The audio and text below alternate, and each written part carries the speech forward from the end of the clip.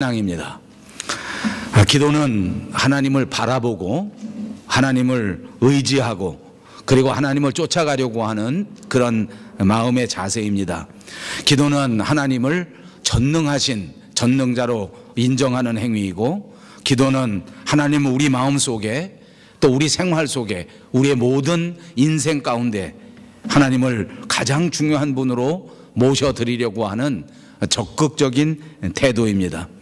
그러므로 하나님께서는 이렇게 기도하는 자를 기뻐하시고, 그리고 기도하는 자를 위하여 일하시고, 그리고 기도하는 자에게 축복하시는 분이신 줄로 믿습니다. 또 하나님께서는 이렇게 자신을 가장 중요한 존재로 인정하고 삶의 현장 속에서 그분의 말씀을 순종하고자 하는 바로 그런 기도하는 자에게 하나님의 뜻을 나타내 보여주시기를 원하시고 계신 것입니다. 성경에 보십시오. 예수님께서도 그의 일생토록 가장 중요한 일을 앞두고 온 밤을 맞고 하나님 앞에 기도하셨습니다. 그리고 오늘 성경을 기록한 사도 바울도 언제나 밤낮으로 하나님 앞에 기도한 사람으로 유명하지 않습니까? 기도는 영혼의 호흡인 줄로 믿습니다. 그러므로 우리가 만약 기도하지 않는다고 하면 그것이 호흡이 없는 사람과 같다는 것입니다. 다시 말하면 우리의 생명이 없는 사람들, 그것이 기도가 없는 사람들입니다.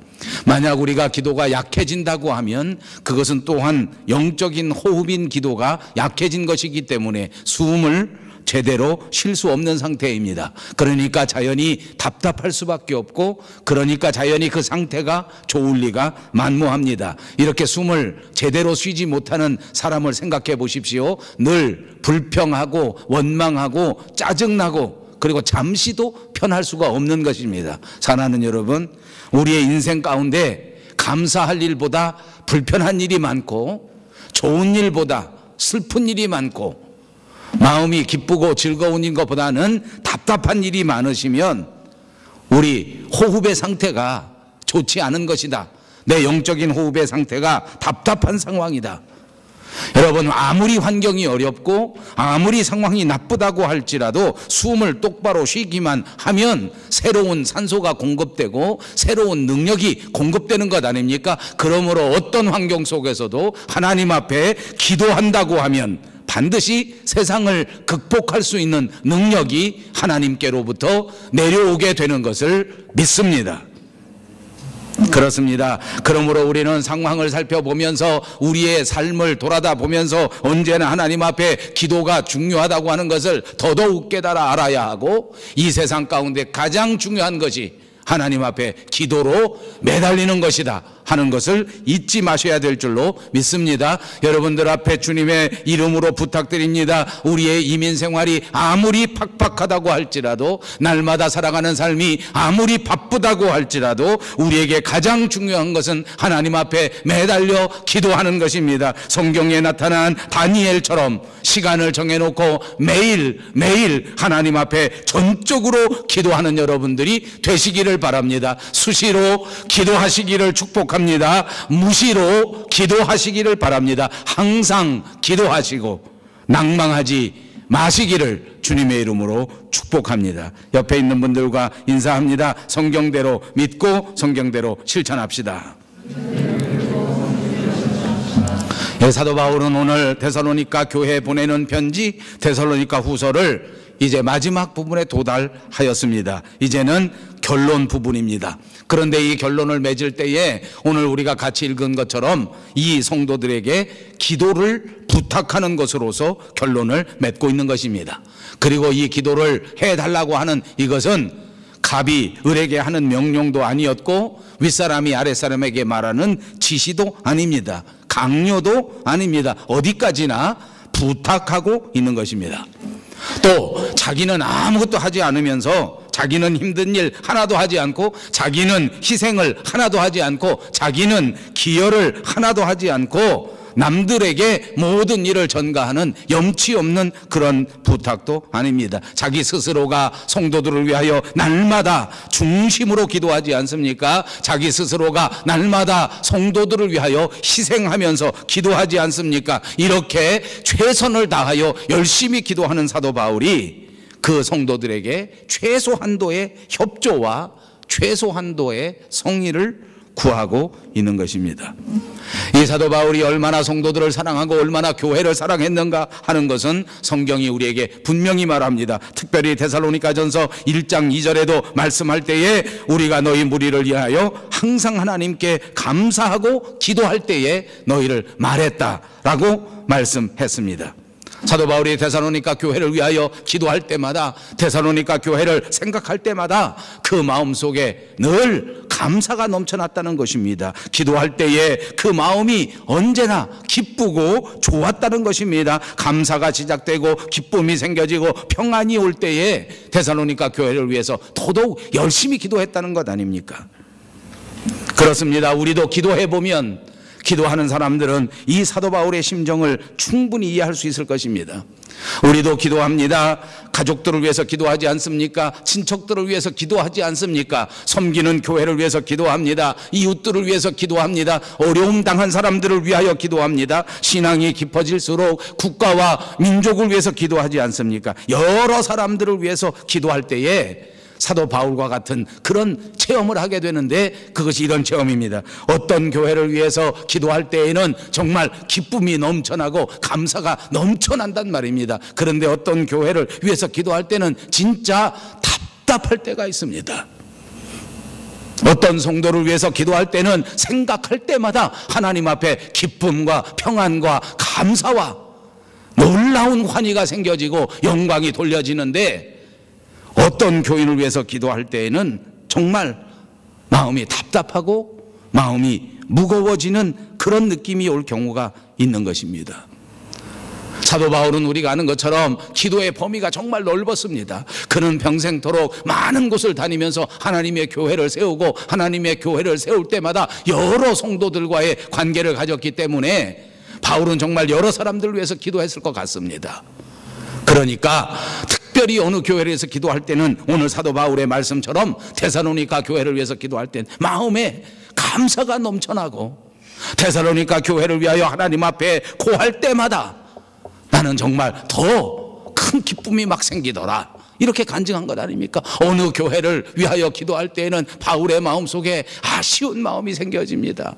어느 교회를 위해서 기도할 때는 이유를 알 수 없지만 정말 마음이 무거워지는 그런 체험도 있었습니다. 수없이 많이 설립한 그 교회가 다 기뻐하고 다 감사하고 다 좋은 것만은 아니었단 말입니다. 저도 목회해 보니까 그렇습니다. 여러 사람들을 만납니다. 여러 사람들과의 관계를 가집니다. 신학교 사역을 하면서도 많은 사람들을 만났습니다. 평생 생각해 보니까 정말 많은 만남도 있었고 많은 헤어짐도 있었습니다. 이민교회를 담임하는 동안 이민교회는 더 많은 헤어짐이 있는 교회입니다. 그러므로 우리는 기도하는 범위가 더 넓어질 수밖에 없는 것 아닙니까? 많은 사람들을 위해서 기도합니다. 잠시 스치고 지나간 사람이라 할지라도 우리의 기도의 제목이 되는 경우가 있단 말입니다. 여러분, 사도 바울은 아마도 말씀의 전문가인 것처럼 기도에도 위대한 전문가가 아닌가 싶습니다. 아마 기도하면서 사도 바울처럼 이렇게 역동적인 체험을 한 사람이 또 있을까, 이런 생각이 듭니다. 정말 체험을 많이 했습니다. 진짜 한마디로 말하면 기도의 능력자, 그 이상도 그 이하도 아닙니다. 기도할 때에 위대한 영광이 나타나고, 기도할 때에 놀라운 기적이 나타나고, 기도를 통하여 사람들이 생각할 수조차 없는 엄청난 체험을 많이 하지 않았습니까? 여러분 아시는 것처럼 빌립보 지방에서 전도할 때에 어떤 젊은 여자가 있었습니다. 이 여자가 안타깝게도 귀신 들리지 않았습니까? 이 여자는 귀신이 들려서 그 귀신의 농간 가운데 점을 보게 되고 사람들에게 돈을 받는 그런 일에 종사하게 된 것입니다. 자기 자신은 점을 봐주고 다른 사람들은 와서 돈을 많이 주지만, 그러나 그 스스로는 그 귀신 들린 것 때문에 얼마나 괴로웠는지 모릅니다. 날마다 귀신이 와서 내 머리를 혼잡하게 합니다. 날마다 귀신 때문에 정상적인 삶을 할 수가 없습니다. 이 젊은 여자가 얼마나 괴로워하던지 사도 바울은 이 여자를 보고 불쌍한 마음이 들었습니다. 그래서 예수의 이름으로 이 젊은 여자의 귀신을 내쫓아주고 온전한 사람이 되게 만들어 주었습니다. 그런데 문제는 그 다음에 발생합니다. 이 젊은 여자가 귀신 들린 것을 틈타서 이 여자를 데리고 종처럼 그 여자를 통해서 돈을 벌고 수입을 올리고 있었던 이 주인이 노발대발하게 된 것입니다.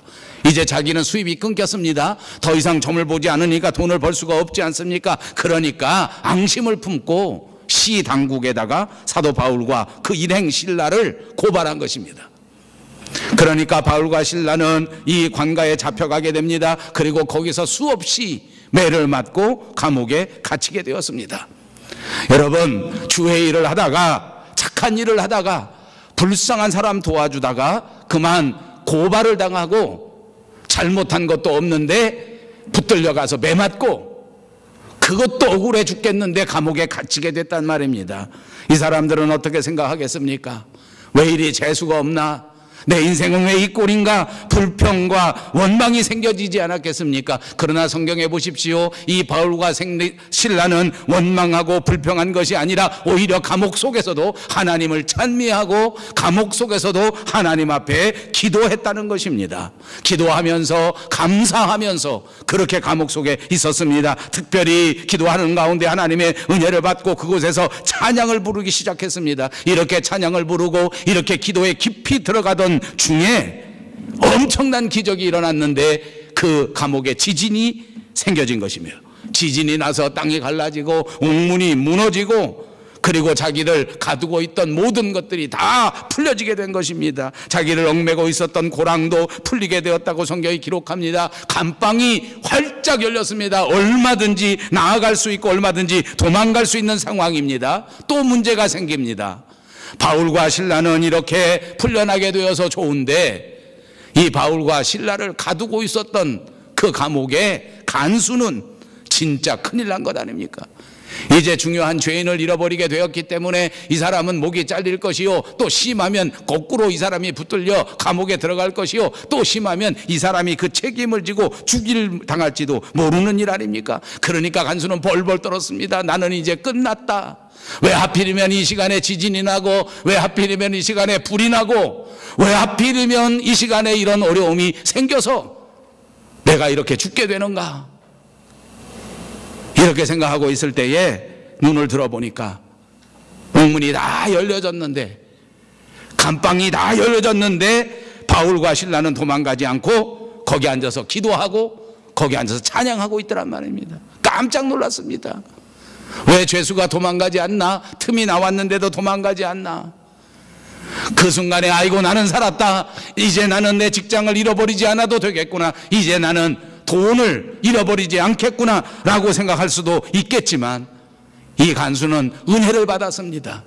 그 순간에 인생의 깊은 것을 깨닫게 되었습니다. 진짜 인생의 중요한 것은 내 직장은 아니구나. 진짜 인생의 중요한 것은 돈이 아니구나. 진짜 사람의 생명은 하나님 앞에 달려있는 거구나. 어느 한순간에 하나님이 부르면 가는 것이요, 어느 한순간에 하나님께서 인도하시면 하나님 앞에 나아가는 것이구나 라고 생각하고 세상 모든 것들을 던져버린 채 사도 바울과 신라 앞에 무릎을 꿇었습니다. 선생님들, 당신들은 무엇을 믿기에, 당신들은 어떻게 살아가기에 지금 이 순간 도망도 가지 않고 이 난리법석 가운데 기도하면서 찬미할 수 있단 말입니까?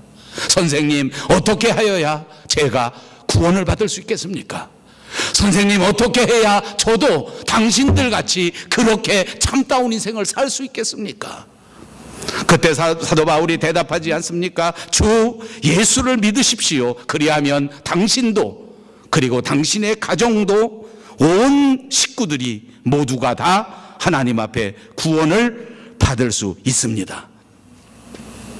그때 그 간수는 이 말씀을 받아들였습니다. 그리고 이 말씀을 믿었습니다. 드디어 이 간수의 모든 가족들이 이 말씀을 받아들이고 그날 밤 모든 가족들이 하나님 앞에 세례를 받고 구원을 확신하면서 기쁨의 삶으로 변화됐던 것이 성경의 기록 아닙니까? 이런 위대한 기도의 사람이 바로 사도 바울입니다.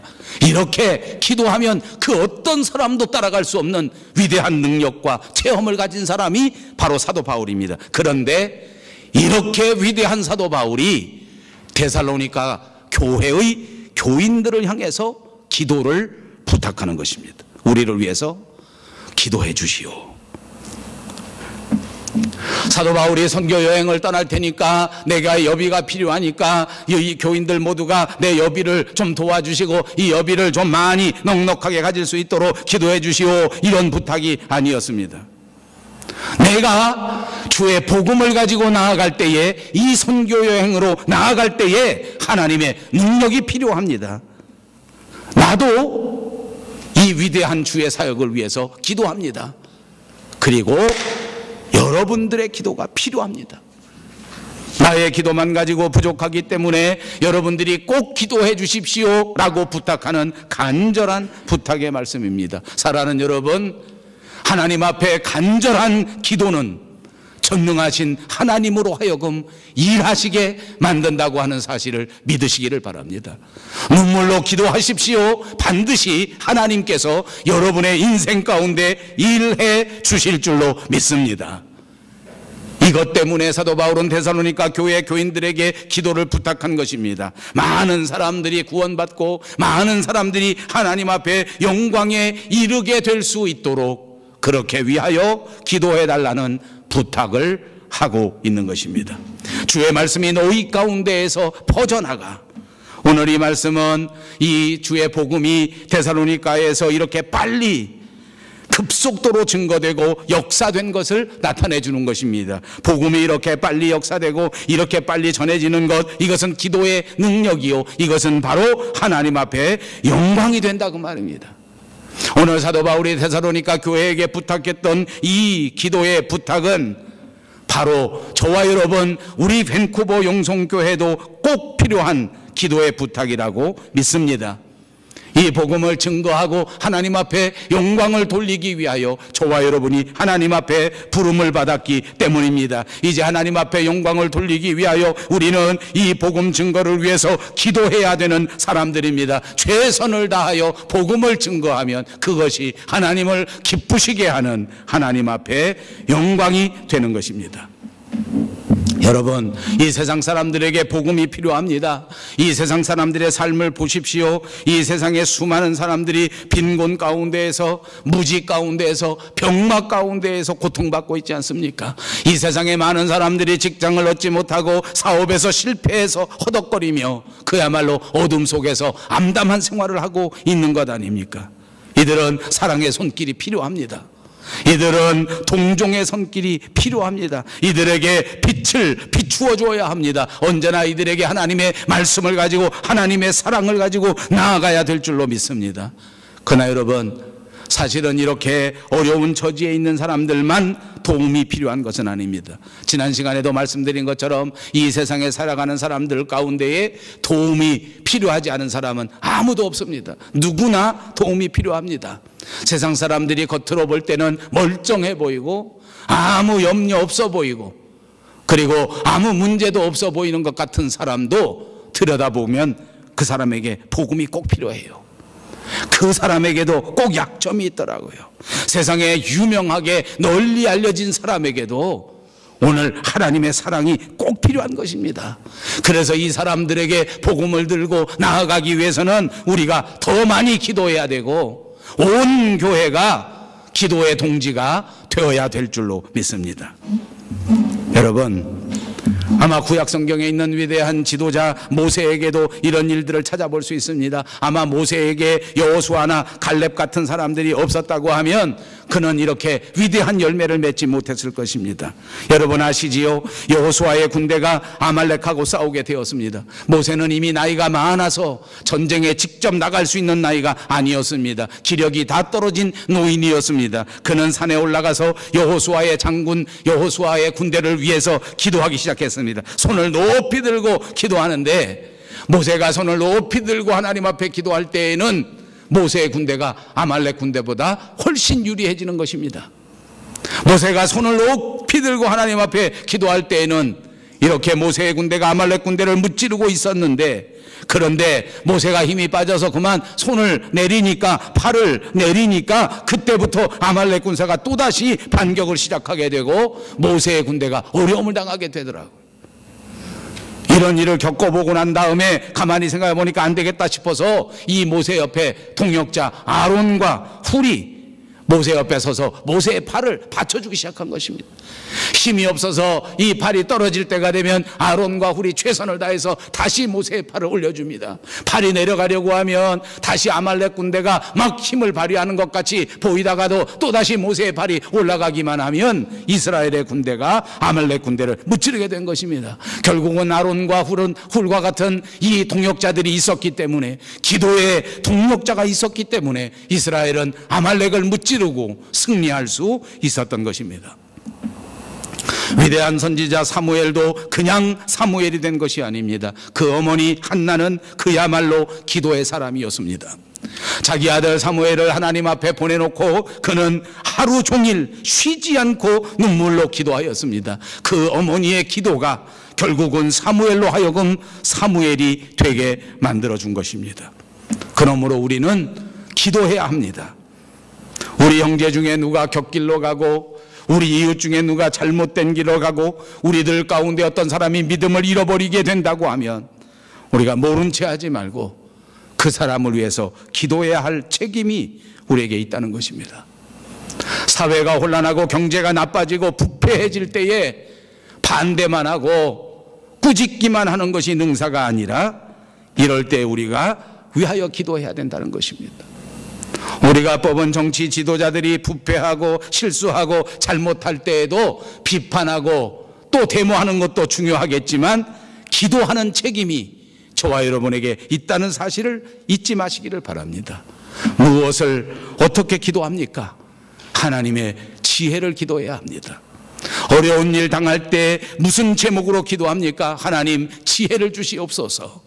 하나님, 이 순간 분명히 하나님의 뜻대로 판단할 수 있는 능력을 나리워 주시옵소서. 지금 하나님께서 기뻐하실 만한 선택을 할 수 있게 도와주십시오. 이렇게 간절히 기도할 때에 하나님께서 응답해 주시는 응답을 경험하게 될 것입니다. 여러분, 우리가 어려운 일 당하고 우리가 고난 당해서 하나님 앞에 기도하면 하나님이 응답하시는 방법이 두 가지입니다. 그 첫 번째는 하나님께서 불쌍히 여기셔서 이 고난을 피하게 해주십니다. 고난을 없애주시는 거예요. 인생의 어려움을 없애줍니다. 인생의 재난을 없애줍니다. 인생의 질병도 깨끗이 없애줍니다. 그것이 하나님의 방법입니다. 저는 목회하면서 언제나 사랑하는 성도님들, 여러분의 인생 가운데 어려운 일 당했을 때, 고난 당했을 때, 질병 가운데 있을 때에 하나님께서 이렇게 응답해 주시기를 간절히 기도합니다. 빨리 질병에서 벗어나게 해 주옵소서. 빨리 어려움이 없어지게 해 주시옵소서. 그런데 성경에 보십시오. 하나님의 방법 또 한 가지가 있습니다. 그것이 뭔지 압니까? 고난과 어려움과 질병은 그대로 두고 사람에게 은혜를 주셔서 그 고난과 그 어려움을 받아들이고 극복할 수 있게 만들어 주시더라고요. 여러분, 성경에 보십시오. 위대한 사도 바울도 하나님 앞에 기도합니다. 내 몸의 가시를 위하여 3번이나 간절히 기도합니다. 이 가시 때문에, 이 질병 때문에 주회의를 감당하는데 너무나 어렵습니다. 덕이 되지 않습니다. 힘이 듭니다. 하나님, 할 수 있으면 이 질병을 낫게 해 주시옵소서. 하나님이 어떻게 응답하십니까? 이 위대한 기도의 사람 사도 바울에게 그 가시를 없애버리지 않았습니다. 그 가시는 그대로 두고 사도 바울의 마음에 성령의 충만함을 주셨습니다. 성령의 충만함을 받은 사도 바울은 말하기를, 내가 약할 그때에 주님의 강한 역사가 나타나는구나. 나는 약하든지 나는 강하든지 하는 것이 중요한 것이 아니라 하나님의 역사가 중요한 것이로구나. 여러분, 예수님도 마지막에 기도하셨습니다. 할 수 있으시면 이 십자가, 이 쓴 잔 내게서 치워주시기를 바랍니다. 땀방울이 변하여 핏방울처럼 보이를 그때까지 간절히 기도하지 않았습니까? 이때도 하나님의 응답은 두 번째였습니다. 십자가를 비켜주고 십자가를 치워준 것이 아닙니다. 예수님으로 하여금 십자가를 받아들이게 하셨습니다. 예수님으로 하여금 담대하게 그 죽음을 받아들이게 하셨습니다. 여러분 기억하십시오. 예수님은 십자가 위에서 죽으셨습니다. 컴플리트리 죽으셨습니다. 저는 지난 주간 이대목에 와서 정말 큰 은혜를 받았습니다. 예수님은 죽으셨습니다. 여러분은 과연 믿음 안에서 죽으셨습니까? 여러분은 과연 세상에 대하여 죽고, 여러분은 과연 물질에 대하여 죽고, 여러분은 과연 세상 명예에 대하여 죽고, 그리고 주님이 우리에게 선물하신 그 위대한 부활을, 그 영적 생명을 선물로 받으셨냔 말입니다. 죽지 않았기에 부활을 체험할 수 없습니다. 죽지 않았기에 신령한 은혜를 체험하지 못했습니다. 죽지 않았기에 다른 세상을 보지 못하는 것입니다. 여러분, 말씀 안에서 죽으십시오. 성령 안에서 철저하게 자신을 내려놓으십시오. 그때야 비로소 신령한 하나님의 세계가 여러분의 눈에 보이게 될 줄로 믿습니다. 우리는 세상을 위해서 기도합니다. 어려운 일 당한 사람들을 위해서 기도합니다. 아픈 사람들을 위해서도 기도해야 됩니다. 어떤 사람은 안타깝지만 아픈 사람들을 병과 죄와 서로 관련시켜서 생각하는 사람들도 많습니다. 물론 성경에 보면 어떤 질병은 죄 때문에 생기는 질병도 분명히 있는 것 같습니다. 그러나 모든 병이 죄 때문에 생겨지는 것이 아닙니다. 요한복음 9장에 보니까 날 때부터 소경된 자가 있습니다. 날 때부터 심각한 병에 들었을 때에 제자들이 물어보지 않았습니까? 이 사람이 날 때부터 소경된 것은 과연 누구 죄 때문입니까? 이 사람의 죄입니까? 부모의 죄입니까? 예수님께서는 대답하셨습니다. 누구 탓이 아니라, 누구의 죄가 아니라 이 사람은 하나님의 영광을 위하여 질병 가운데 있는 것이다 라고 대답하시고 난 다음에 소경의 눈을 뜨게 해 주셨습니다. 이것은 무슨 말입니까? 죄하고는 아무 상관이 없다는 것입니다. 여러분, 우리가 고난을 당합니다. 죄 때문에 고난을 당하는 경우가 있습니다. 게을러서 재정적인 어려움을 당할 때가 있습니다. 그러나 다 그런 것이 아닙니다. 아무 이유 없이 고난이 다가올 때가 있습니다. 아무 이유 없이 실패가 다가올 때가 있습니다. 그때 하나님 앞에 기도하십시오. 하나님이 지혜를 주시고 하나님이 역사하셔서 이 상황을 정리해 주실 줄로 믿습니다. 그러므로 여러분, 기도할 때 명심하십시오. 가장 중요한 것은 하나님과 올바른 관계입니다. 관계가 없으면 기도가 안 됩니다. 관계가 없으면 기도해도 미안하지만 소용이 없습니다. 사람과 사람 사이에서도 그렇습니다. 서로 좋은 관계를 유지하고 있을 때에 서로 부탁도 할 수 있고 서로 지시도 할 수 있고 서로 의논도 할 수 있는 것입니다. 관계가 멀어져 보십시오. 관계가 틀어져 보십시오. 의논해 주지 않습니다. 말을 해도 들어주지 않습니다. 너무 정확한 이야기 아닙니까? 여러분, 우리는 정말 하나님 앞에 말씀드릴 때에, 하나님 앞에 기도할 때에, 하나님 앞에 사정할 때에 하나님께서 우리 말을 귀 기울여 들어주실 만한 그런 관계를 유지하고 있습니까? 여러분, 유지하십니까? 아멘. 이 관계를 놓치지 마시기 바랍니다. 잠시도 소홀히 하지 마시기 바랍니다. 남편과 아내 사이에서도 잠시만 소홀하면 관계가 나빠집니다. 조금만 관계가 나빠지면 아내가 아무리 좋은 소리를 해도 남편이 들은 척도 하지 않습니다.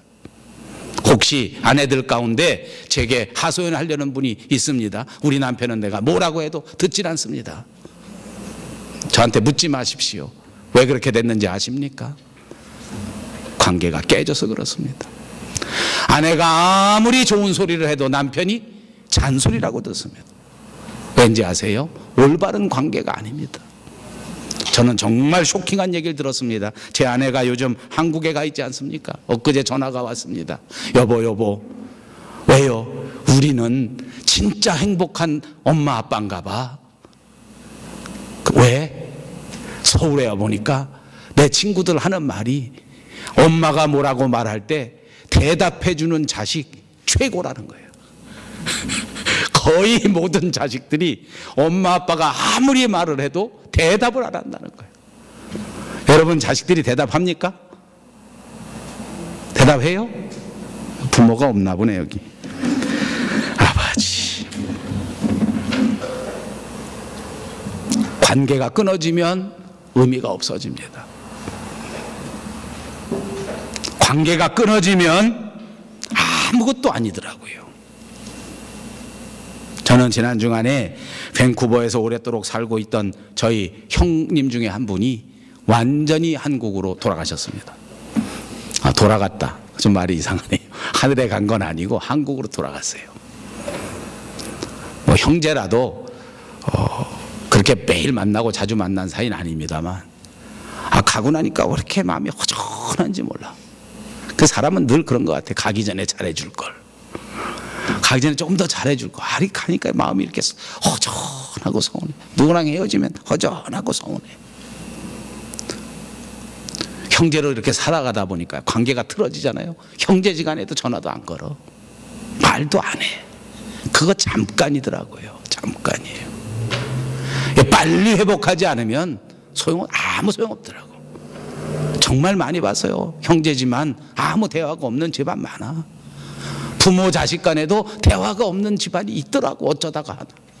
잘은 못 봤어. 나는 교회 생활만 해서 그건 잘 못 본 것 같아. 그런 거 보면 이 다 교회 다니는 사람이 다 은혜인 것 같아요. 자식들하고 대화가 있으면 은혜야. 혹시 없으면 정말 중요한 일이에요. 빨리 고쳐야 된다. 관계를 고쳐야 돼. 여러분 아무리 기도하고 아무리 소리 지르고 아무리 금요일 주일 새벽 기도 와서 눈물 흘리고 소리 질러도 관계가 틀어지면 하나님이 아무것도 안 듣는다니까요. 이번 주간에 일주일 내내 정신 똑바로 차리고 생각해 보십시오. 하나님과 내 관계, 어떤 관계가 내가 하나님 앞에 좋은 관계를 유지하면 소리 지르지 않아도 하나님이 다 알아서 해 주십니다. 아멘. 시간 정해서 매일같이 정확하게 기도하지 않아도 관계를 잘 유지하고 있으면 하나님이 척척척척 미리미리 여호와 이레로 준비해 주십니다. 여러분 그런 관계 가지고 있습니까? 저는 학교에서 가르치는 사역을 합니다. 오늘 15일입니다. 어제 그제 사이에 스승의 날이라고 전화, 카톡, 페이스북 오래간만에 많이 받았습니다. 근데 그 중에 제일 좋은 게 뭔지 압니까? 집에 찾아와서 선물 놓고 벨 안 누르고 간 사람. 누가 줬는지 모르지만 놓고 가. 제일 좋아. 누군가 생각하게 되더라고요. 누군가 기억하게 되더라고요. 한 번 더 대화하게 되더라고요. 여러분 좋을 때 하나님 앞에 감사의 표시 해보신 적 있습니까? 여러분 정말 어려울 때 하나님 앞에 희생하고 섬김의 표시를 해보신 적이 있습니까? 그런 거 아무것도 하지 않고 좋은 관계를 유지하고 있다고 착각하지 마십시오. 좋은 관계는 섬김의 관계입니다. 하나님과의 좋은 관계는 충성의 관계입니다. 하나님과의 좋은 관계는 순종의 관계입니다. 여러분의 삶의 현장 속에서 충성과 순종과 감사가 넘쳐나면 올바른 관계요, 그렇지 못하다면 빨리 이 관계를 고쳐야 될 줄로 믿습니다. 우리는 하나님 앞에 믿음을 가지고 기도합니다. 믿음을 가지고 기도한다는 게 뭔지 아십니까? 하나님이 어떻게 대답하든지 그것이 나에게 꼭 필요한 것이라고 믿는 것이 믿음입니다. 이거 믿습니까? 제가 이 기도를 이야기할 때 여러 번 사용한 예화입니다. 오늘은 그 예화를 하지 않으려고 했는데 그래 또 한 번 하겠습니다. 여러분 잘 아시는 이야기일 겁니다. 어떤 어린아이가 하나님 앞에 기도합니다. 부흥회를 만나서 부흥 강사가 하나님 앞에서 열심히 기도하기만 하면 이 산더러 들리워 저 바다에 던지우라 하면 그대로 된다 하는 것을 말씀하면서 여러분들도 기도하고 작정해서 기도하면 반드시 그렇게 된다. 7살 먹은 어린아이가 이 부흥 강사의 설교를 듣고 은혜를 받았습니다. 그리고 집에 가서 작정을 시작합니다. 왜냐하면 자기 방문 앞에 있는 산이 가려서 늘 흐리고 비유가 별로 좋지 않기 때문에 이번 기회에 하나님 앞에 기도해서 이 산더러 들리워 저 바다로 던지우고 내 방문 앞에 창문에 좋은 비유 아주 시원한 이런 광경이 나타났으면 좋겠다 하고 기도를 시작한 것입니다. 1시간 내내 기도하고 2시간 내내 기도합니다. 그 다음 날도 또 작정하고 아침에 눈 뜨자마자 무릎 꿇고 앉아서 1시간씩 기도합니다. 깜짝 놀랐습니다. 누가 놀란 줄 압니까? 그 아이의 어머니가 놀란 것입니다. 너 뭐하니? 나 기도해요. 아 그래? 무슨 기도를 그렇게 하니? 엄마 부흥회 때 못 들으셨어요? 부흥 강사님이 말씀하시기를 이 산더러 들리워 바다에 던지오라 하면 그대로 되고 작정해서 기도하면 그대로 이루어진다고 하지 않았습니까? 그때 모든 교인들이 엄마도 보니까 아멘 하던데, 그러니까 이 엄마는 걱정이 태산입니다. 내 자식이 맛이 갔구나. 큰일 났다. 저녁에도 보니까 또 기도를 하는데 이 엄마는 청천벽력이, 우리 아이가 드디어 맛이 갔다. 이거 완전 돌았다. 얘가 진짜 산이 없어져서 바다에 던지울 거로 믿고 저렇게 기도하나 보다. 그 다음날 아침에도 또 기도합니다. 그 다음날 저녁에도 또 기도합니다. 엄마는 정말 큰일 났습니다. 작정한 날짜가 딱 되었습니다. 아이는 그 작정한 마지막 시간까지 약속한 그대로 무릎 꿇고 열심히 기도합니다. 하나님 아버지, 내 창문 앞에 있는 산더러 들리워 바다에 던지우라 하면 그대로 된다고 하셨사오니 내 창문을 답답하게 가리고 있는 저 앞산을 번쩍 들어서 저 태평양 바다에 던져 주시옵소서. 아멘, 아멘. 또 똑같이 다시 아멘, 아멘. 그 다음날 아침이 됐습니다. 엄마는 조마조마 밤새도록 잠을 못 잤습니다. 우리 아이 큰일 난 거예요. 그 다음날 아침에 눈 떴습니다. 그 다음날 아침에 보니까 이 아이가 아무렇지도 않게 방에서 나오는 것입니다. 굿모닝 하면서 나옵니다. 엄마는 겁이 나서 말도 못 붙입니다. 그리고 아이가 밥 먹는다고 그래서 밥을 다 차려주었습니다. 밥 먹을 때까지 궁금하지만 참고 기다리고 있다가 아이한테 물어봅니다. 얘야, 너 기도하지 않았니? 기도했지요. 작정한 날짜가 어저께 저녁 아니었니? 그랬어요. 어저께 저녁에 작정 시간이 끝났어요. 그럼 하나님이 응답하시지 않았는데 너 아무렇지도 않니? 그랬더니 아이가 하는 말이, 아니 엄마, 하나님은 응답하셨어요. 엄마는 깜짝 놀라서 방문을 열어보았습니다. 산은 그대로 있습니다. 그런데 아이는 말하기를 하나님께서 응답해 주셨다고 합니다. 엄마는 더 놀랐습니다. 진짜 얘가 돌았나 보다. 야, 너 저 산 안 보이냐? 아이는 엄마를 보고 불쌍하듯이 쳐다봅니다. 엄마, 하나님은 응답하셨어요. 안 된대요. 그럴 수는 없대요. 이게 믿음의 기도입니다. 저는 솔직히 사회생활을 시작하면서 지금까지 교인들만 만났습니다. 제가 평생 만난 사람 중에 예수 안 믿는 사람은 거의 없을 겁니다. 전혀 없는 건 아니지만 거의 교인 만났습니다. 이런 믿음을 가진 사람 거의 못 봤습니다. 지 병 낫게 해주면 헬렐레, 안 낫게 해주면 에이 교회 딴 데 가야지.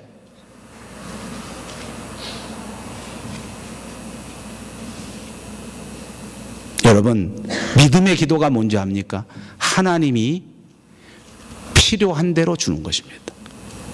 내가 원한다고 주는 것이 아니라 내게 꼭 필요한 것을 주시는 분이 하나님이신 줄로 믿습니다.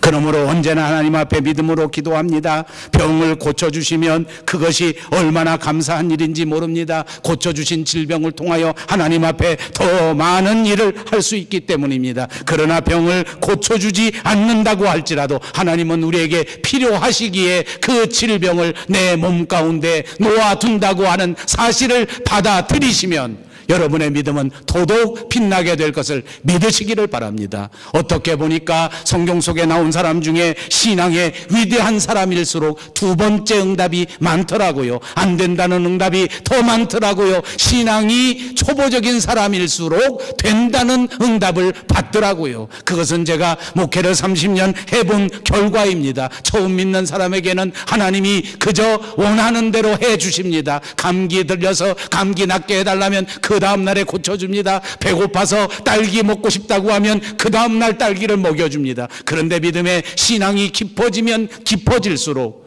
하나님께서는 안 된다고 대답하십니다. 그것은 옳지 않다고 대답하십니다. 그것은 내가 바라는 것뿐이지 네 인생에 있어야 할 것이 아니다. 나는 건강을 요구합니다. 나는 몸짱을 요구합니다. 나는 죽는 날까지 건강하게 살기를 요구합니다. 그러나 착각하지 마십시오. 하나님은 여러분에게 필요한 것을 주십니다. 우리가 기도할 때 방해되는 것도 있습니다. 그것은 내가 기도해봤자 하나님이 들어주실까 하는 의심입니다. 구약 성경의 엘리야는 우리와 같은 성정을 가진 사람입니다. 그러나 그의 기도는 하나님 앞에 상달되어 3년 반 동안 비가 오게도 하고 비를 멈추게도 하였습니다. 우리도 이렇게 기도할 수 있습니다.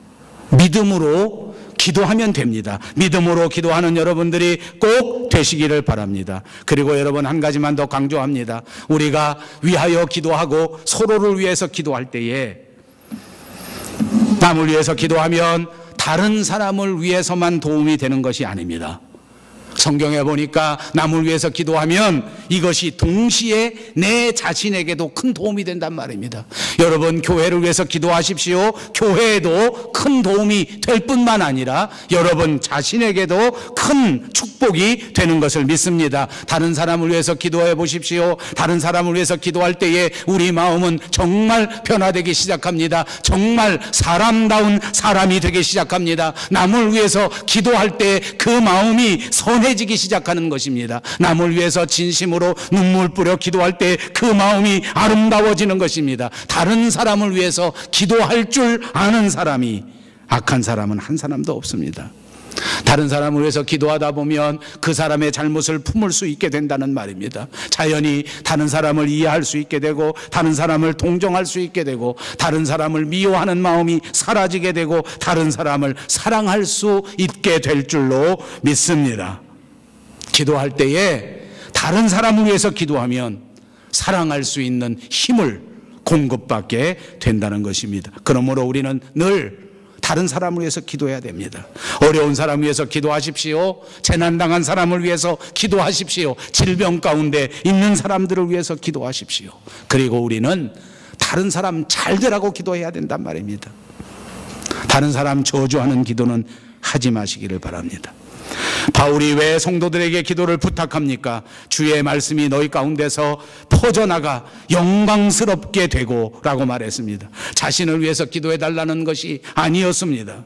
말씀의 전파를 위해서 기도해달라고 한 것입니다. 다시 한번 여러분들에게 간절한 마음으로 부탁합니다. 이제 우리 교회와 우리 교회의 새로운 사역을 위해서 기도해 주시기를 바랍니다.